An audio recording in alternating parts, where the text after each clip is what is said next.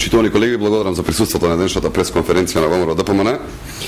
Американските истражни правосудни органи во врска со криминалот во Телеком за време на владењето на Социјалдемократскиот сојуз велат, цитирам, за време на 2005 и 2006 година извршните директори, тогаш вработени во Маđар Телеком, понудиле, ветиле, реализирали, платиле пари или ветиле нешто вредно за коруптивно влијание на представниците на македонската влада и политичка партија со цел да му овозможат бизнис и регулаторни бенефиции на Маđар Телеком.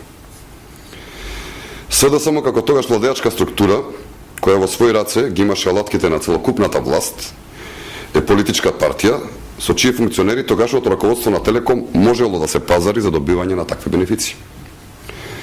Впрочем, сите паметиме дека за време на Социјалдемократскиот сојуз немаше никаква либерализација на пазарот на телекомуникацијски услуги и никаква демонополизација на позицијата на Телеком.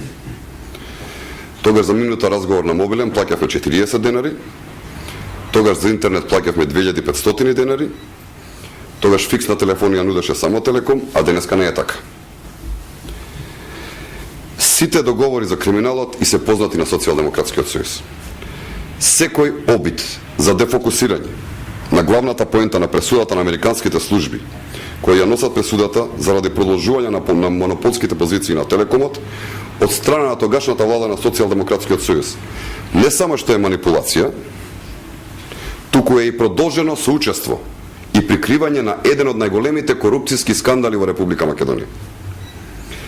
СДСМ со пренасочувањето на вниманието и денеска, после подолги години, ги прикрива и соучествата во криминалот на нивната влада од пред 6 години. Впрочем, според јавно достапните сознанија, американските служби го испитале целокупното работење на Телеком, а откриле криминал само во овој конкретен случај на подмитување. Сега само треба да каже кои се владините представници кои се вмешани во криминалот во Телеком. Дали е тоа премиерот Владо Бучковски или потпредседател на тогашната влада Радмила Шекеринска или можеби Стефчо Јакимовски, кој одреден период ја вршеше функцијата министер за економија. Дополнително, СДСМ нема да може да го амнестира Бранко Црвенковски од овој скандал, бидејќи неговиот долгогодишен советник Ванчо Узунов, сегашен председател на Совет во СДСМ, беше член на бордот на Телеком. Сигурен сум дека овој човек не бил таму по предлог ниту на Тито Петковски, ниту па на Јанаки Витановски, туку лично по предлог на Црвенковски. Исто така, во овој случај, со сигурност можеме да зборуваме и за политичката одговорност на повеќе пратеници од Социјалдемократскиот сојуз, кои само прегорно ја поддржава коруптивната влада на СДСМ. Зар денес некој може да поверува дека Игор Ивановски, Јани Макрадули или долгогодишниот координатор на СДСМ Цветанка Иванова не знаеле ништо за овие скандалозни политики на тогашната влада.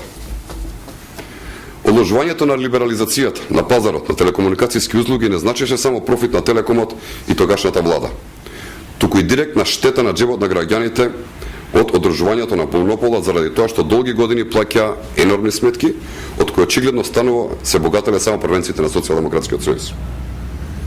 Социјалдемократскиот сојуз ги штити луѓето кои што возможи одржување на монополот на Телекомот. И на крај го повикуваме Гордан Георгиев, подпредседател на Социјалдемократскиот сојуз, наместо да одговара со празна пресконференција, да излезе и јавно да им се извини на македонските најавачи и репрезентации за навредите кои им ги нанесе со својата колумна во Утрински вестник. Си дозволи да ги омаловажува. Срамота. Дали имате прашање? И вие, и СДСМ, да кажеме, си меѓусебно се обвинувате за криминали во Телеком, пред кога беше СДСМ на власт, дури беше дел од таа коалиција и сега е дел од владеачката коалиција, они има представник во Телеком тогаш. Да никој не треба да се лоцира дел од одговорноста или не знам евентуално пешаност. Без оглед дали е некој од ВМРО ДПМН, од Социјалдемократскиот сојуз или од ДУИ, сите ќе одговараат пред законот доколку некој го прекршил законот. Впрочем, тоа е политика на ВМРО ДПМН, тоа сме го покажале во минатото, а ќе го покажуваме и во иднина. Дали имате други прашања? Говорите, благодарам.